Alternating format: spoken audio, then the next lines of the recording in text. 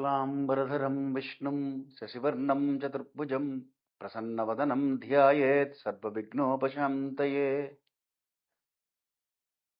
आपदामपहर्तारं दातारं सर्वसम्पदां लोकाभिरामं श्रीरामं भूयो भूयो नमाम्यहम्। व्यासाय विष्णुरूपाय व्यासरूपाय विष्णवे नमो वै ब्रह्मनिधये वासिष्ठाय नमो नमः। श्रुतिस्मृतिपुराणानाम् आलयं करुणालयं नमामि भगवत्पादशङ्करं लोकशङ्करम्।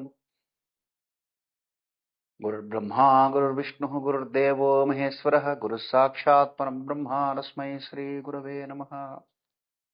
విష్ణు సహస్రనామాలలోని నామాల యొక్క అర్థము భావము వైశిష్ట్యము విశేషము గ్రహించడానికి ప్రయత్నం చేస్తున్నాం. 6 శ్లోకాలు పూర్తి చేశాం. అంటే సుమారుగా ఒక 54 నామాలు పూర్తయినాయి. అష్టోత్తరంలో సగం పూర్తయింది. ఇక తర్వాత 7వ శ్లోకం వెళదాం. అగ్రాహ్య శాశ్వత కృష్ణో అనేటువంటి శ్లోకం. అందులో అగ్రాహ్య అనేటువంటి నామం. గ్రహించడం అంటే పట్టుకోవడం. అగ్రాహ్య అంటే దొరకడుట. విష్ణువు పట్టుకోలేం. దొరకని వాడే అగ్రాహ్యుడు. దొరికేవాడిని ఎలాగో పట్టుకోవచ్చు. మహాభారతంలో దుర్యోధనుడు ప్రయత్నం చేశాడు పట్టుకుందామని. సభలో తాళ్లతోటి వాళ్లతోటి అన్నింటినీ ఆజ్ఞాపించి మొత్తం రాజు అంతటి వాడే పట్టుకోలేకపోయాడు. భాగవతంలో యశోద ప్రయత్నం చేసింది. దొరికినట్టుగా నటించాడు ఆయన ఆవిడికి. ఎందుకంటే అక్కడ ఒక మళ్ళీ వృత్తం ఉన్నది, ఆ కథ జరగాల్సింది ఉన్నది. కాబట్టి వాళ్ళకి ఆ మధ్య వృక్షాలకు రూపంలో ఉన్నటువంటి వాళ్లకు మోక్షం కలిగించాలి గనక అక్కడ దొరికినట్టుగా నటించాడు. శబరి యొక్క ప్రేమకు దొరికాడు మళ్ళీ. అంటే ఎవరికి దొరుకుతాడు అంటే భక్తితో ఎవరైతే ఆయన్ని ప్రార్థన చేస్తారో భక్తికి మాత్రమే లొంగుతాడు, దొరుకుతాడు తప్ప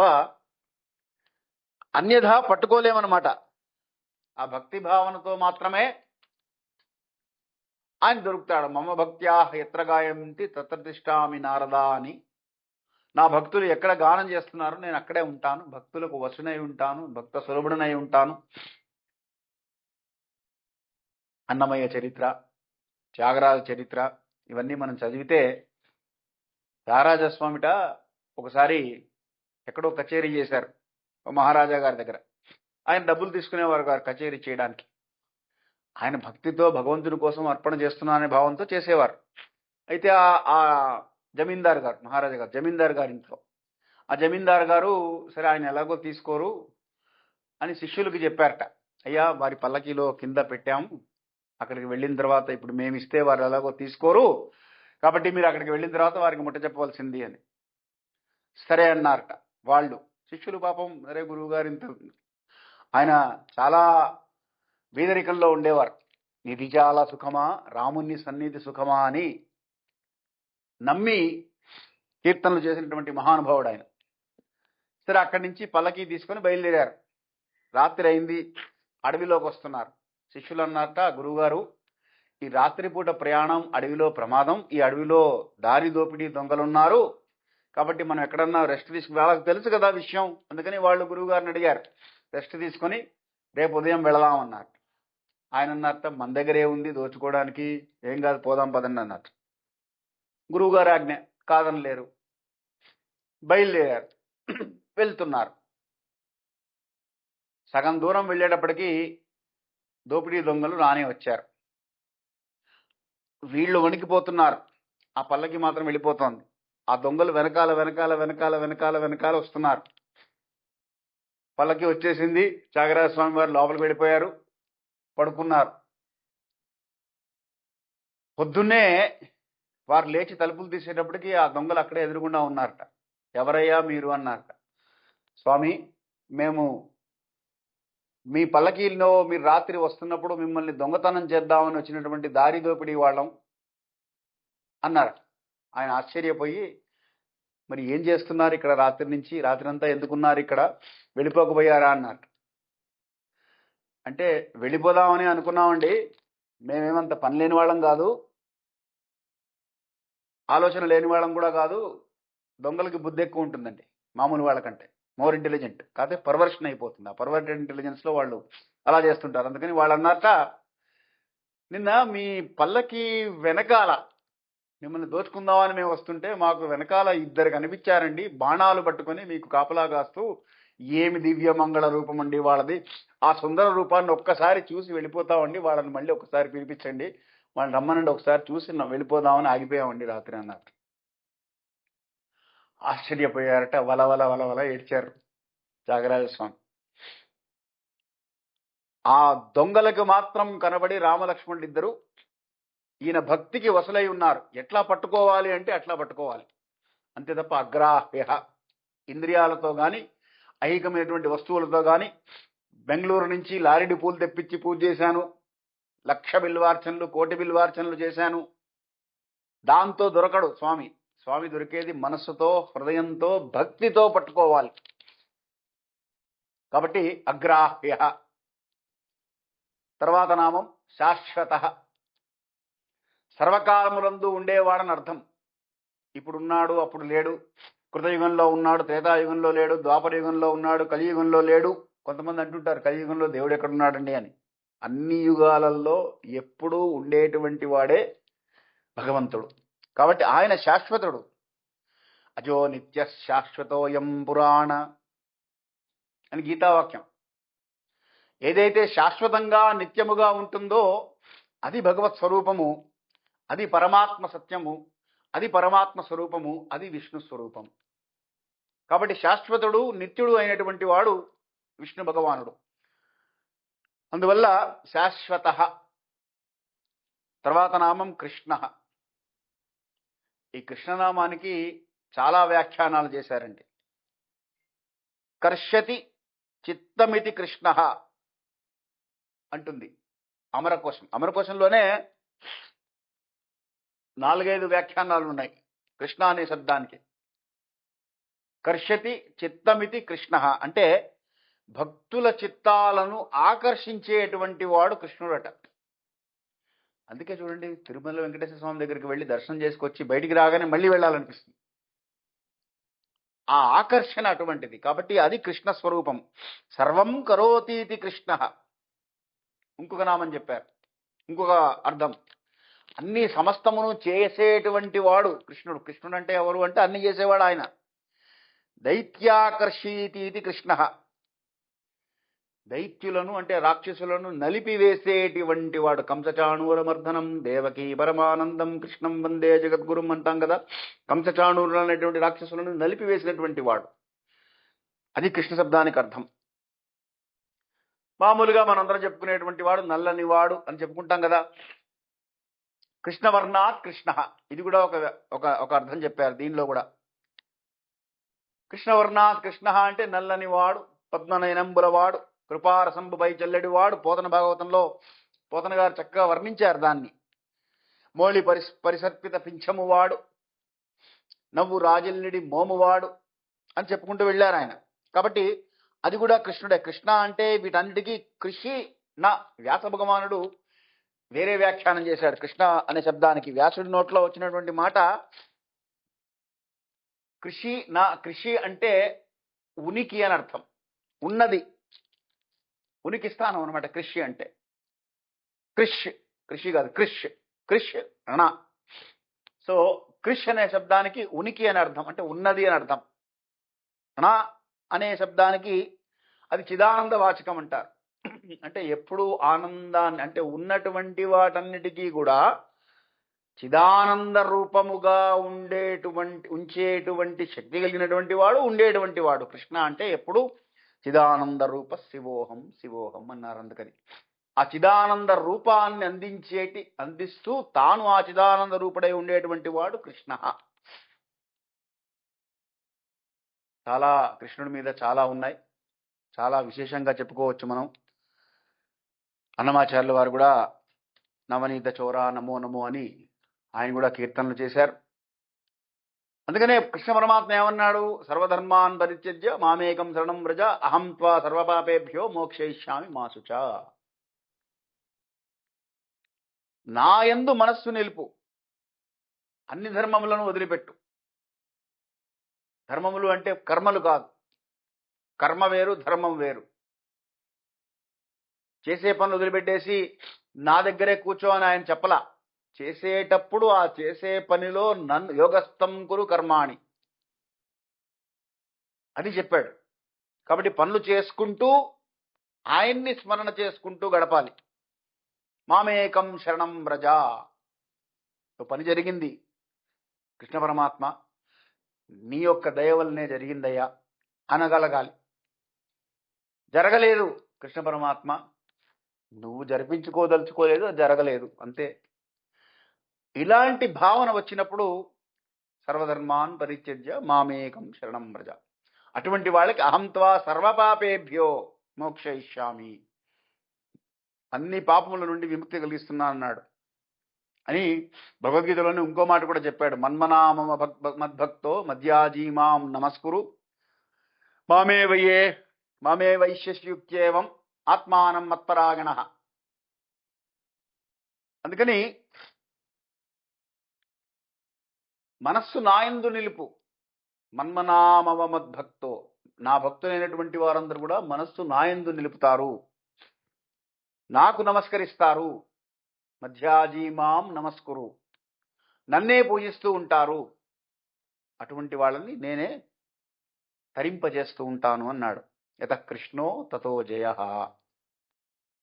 అంటే కృష్ణుడు ఎక్కడుంటే అక్కడ జయం ఉంటుంది. జయం ఉండాలి అంటే కృష్ణుడు ఉండాలి, కృష్ణ శబ్దం ఉండాలి, కృష్ణ నామం ఉండాలి, కృష్ణ స్మరణ ఉండాలి. అందుకని కృష్ణ. తర్వాత నామం లోహితాక్ష, ఎర్రటి కన్నులు గలవాట. లోహితాక్ష అంటే లోహితే అక్షిణీ యస్యేతి లోహితాక్ష అశా వృషభో లోహితాక్ష ఇది శృతి అని శంకర భాష్యం చెప్పింది. వృషభో లోహితాక్ష సూర్యో విపశ్చిన్మనసా పునాతు అని సంధ్యావందనంలో కూడా మంత్రం వస్తుంది ఒకటి. లోహితే అక్షిణి యస్యేతి, ఎవరికైతే ఎర్రటి కన్నులుంటాయో ఆయన లోహితాక్షుడు. విరాట్ పురుషుని రూపం కనుక మనం ధ్యానం చేస్తే చక్షో సూర్యో అజాయత అంటుంది పురుష సూక్తం. కాబట్టి ఆయన నుండే సూర్యచంద్రుడు ఉద్భవించారు. సూర్యుడు అస్తమిస్తూ చంద్రుడు ఉదయిస్తున్నటువంటి సమయం మీరు కనుక గమనిస్తే ఎర్రటి కిరణాలు వస్తాయి సూర్యుడి దగ్గర నుంచి. లోహితాక్ష అంటే అది. ధర్మరక్షణ కొరకు కళ్ళు ఎర్రబరుస్తాట. ఆయన ఎక్కడైతే అధర్మం జరుగుతోందో యుద్ధకాండలో చెప్తారు, రామాయణంలో మనకి రాక్షసులతో యుద్ధం చేసేటప్పుడు రాముడి కళ్ళు ఎర్రబడ్డాయి అని. అందుకని ధర్మరక్షణ కోసం కరదూషణాలతో యుద్ధం చేసేటప్పుడు కూడా ఎర్రబడ్డాయని చెప్తారు. ఎరుపెక్కిన కన్నులతో యుద్ధం చేశాడు రాముడు. అంటే అధర్మవర్తనులను చూస్తే కళ్ళు ఎర్రబడతాయి ఆయనకి. మనం ఎలా పడితే అలా ప్రవర్తించి భగవంతుడు చూడడం లేదు అనుకోవడానికి లేదు. ఎరుపెక్కిన కన్నులతో వెళ్ళి ఆయన ముందు నిలబడలేం.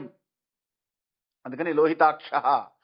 మనం ధర్మమునందుంటే ప్రసన్నాక్ష, రామ కమలపత్రాక్ష, సర్వసత్వ మనోహర, రామాయణంలో శ్లోకం అది. చూడ్డానికి మనోహరంగా ఉంటుంది. అధర్మపరులను చూస్తే మాత్రం లోహితాక్ష. అది లోహితాక్ష నామం యొక్క అర్థం. ప్రతర్ధన. ప్రతర్ధన అంటే దుష్టులందరినీ శిక్షించేటువంటి వాడు. ఎవరైతే అధర్మానువర్తనులు ఉన్నారో వాళ్ళంతా దుష్టులు. కాబట్టి ధర్మానుష్ఠానము చేయకుండా అధర్మమునందు అనురక్తులు ఎవరుంటారో వాళ్ళని యథావిధంగా శిక్షిస్తూ వస్తున్నట్ట. అందుకని యదా యదా హి ధర్మస్య గ్లానిర్భవతి భారత అభ్యుత్థానం అధర్మస్య తదాత్మానం సృజామ్యహం.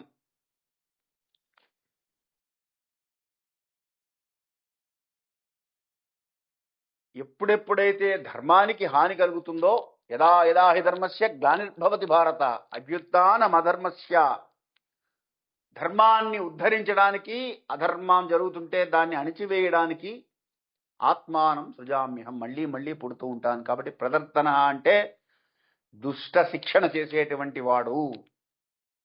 ప్రభూత తర్వాత నామం. విశేషమైనటువంటి ఐశ్వర్యము కలిగినటువంటి వాడు, జ్ఞానము కలిగినటువంటి వాడు, బలము కలిగినటువంటి వాడు.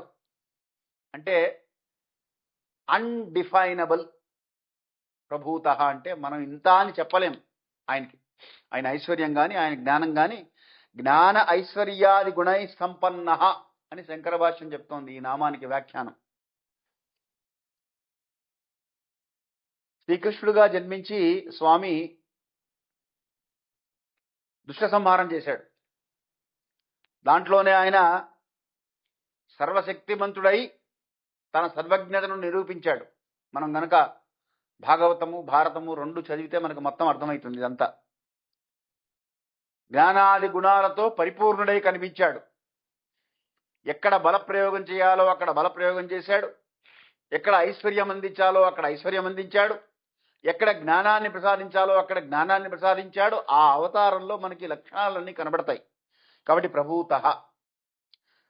త్రికకుబ్ధామ. త్రికకుబ్ధామ అంటే మూడు లోకములకు అధిపతి. పాతాళలోకం, మర్త్యలోకం, స్వర్గలోకం. ఈ మూడు లోకాలకు ఊర్ధ్వ అధో మధ్యభేదేన త్రిశృణాం కకుభామపి ధామేతి త్రికకుబ్ధామ ఇత్యేకం నామ అని శంకర భాష్యం. కకుప్ అంటే దిక్కులు, ధామము అంటే స్థానం. ఆయా దిక్కులకు స్థానము, దిక్కులకు అధిపతి అని కూడా అర్థం. త్రికకుబ్ధామ అంటే దశ దిక్కులకు ఆయనే అధిపతి. మనం సూర్యుడి నుంచి లెక్కబెట్టి దిక్కులు చెప్తున్నాం. ఇది తూర్పు, ఇది ఆగ్నేయం, ఇది దక్షిణం, ఇది నైరుతి అని సూర్యుడి నుంచి లెక్క పెడుతున్నాం. కాబట్టి ఆయనతోనే ప్రారంభమవుతోంది. దిక్కులకు పతి ఎవరు అంటే సూర్యుడు. దిశాంచపతయే నమో నమః అంటాం కదా. కాబట్టి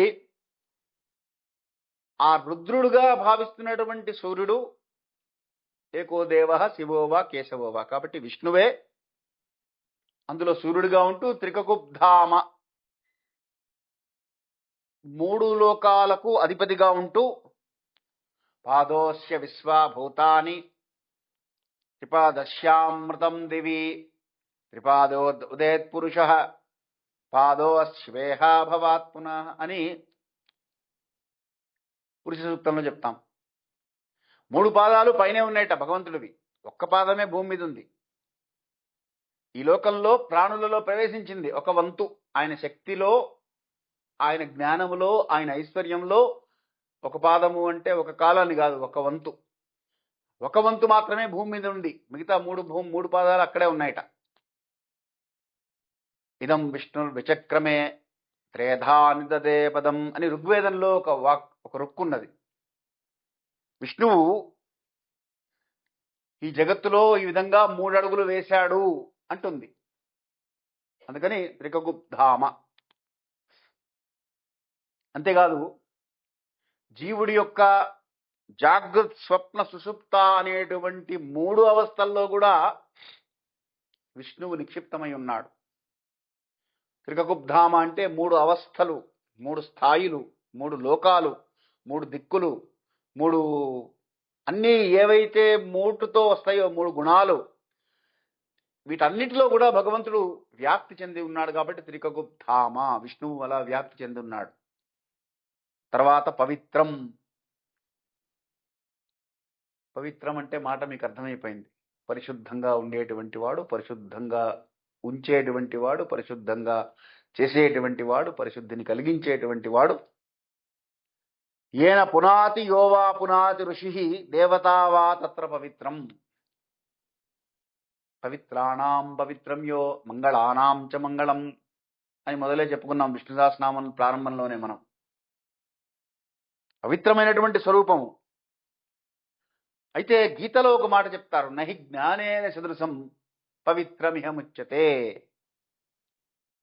ఇహ విద్యతే అని కూడా అంటారు. జ్ఞానానికి సమానమైనటువంటి పవిత్రత ఏదీ లేదు. అందుకనే చూడండి, జ్ఞానులు ఎప్పుడూ కూడా పవిత్రంగా ఉంటారు. వాళ్ళ దేహము పవిత్రము, వాళ్ళ మనసు పవిత్రము, వాళ్ళ కర్మ పవిత్రము, వాళ్ళ ఆచరణ పవిత్రము, వాళ్ళ ఆలోచన పవిత్రమే. ఎందుకు? జ్ఞానం కలిగింది కాబట్టి. అజ్ఞానులు ఎప్పుడు empty vessels make much noise అంటుంటారు కదా, అలా ఉంటుందన్నమాట. అందుకని జ్ఞానం కలిగితే పవిత్రత వస్తుంది. ఆ జ్ఞాన స్వరూపమే పరమాత్మ, విష్ణు స్వరూపుడు గనక ఆయన పవిత్రం. ఈ నామానికి అర్థం అది. తర్వాత మంగళం పరం. ఈ నామంతో ఈ శ్లోకం ముగుస్తోంది. పవిత్రం మంగళం పరం.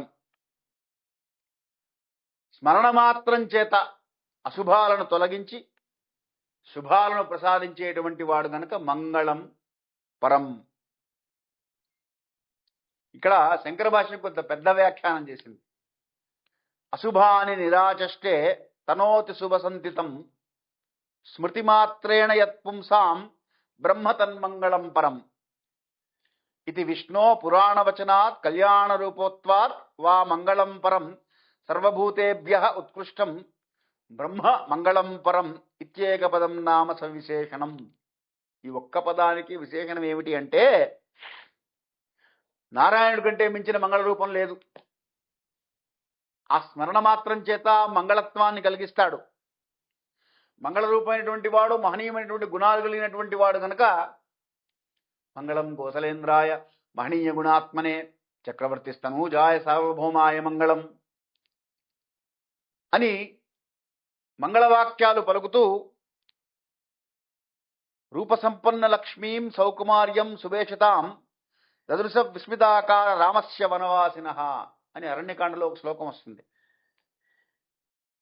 అంటే రామో విగ్రహవాన్ ధర్మ సాధుసత్య పరాక్రమ అని ఇంకో సందర్భంలో చెప్పినప్పటికీ రూపసింహ సంహననం లక్ష్మీం సౌకుమార్యం విశేషణం సువేషతాం అంటే మంచి రూపము కలిగినటువంటి వాడు, మంగళప్రదమైనటువంటి రూపము కలిగినటువంటి వాడు అని అక్కడ అర్థం. కాబట్టి సమస్త విషయములయందు, సమయములయందు, స్థితులయందు మంగళస్వరూపుడుగానే ఉండేటువంటి వాడు గనక మంగళం పరం, పరమమైనటువంటి మంగళత్వము. ఆ నామస్మరణ చేయడం మాత్రం చేతనే స్మరణ మాత్రేణ. అందుకని అశుభాని నిరాచష్టే, అశుభములన్నీ తొలగిపోయి మంగళములు ఏర్పడతాయి ఈ మంగళం నామం చేస్తే మనం. ఇక్కడతో ఈ శ్లోకం ముగిసింది. తర్వాత శ్లోకంలో ప్రవేశిద్దాం.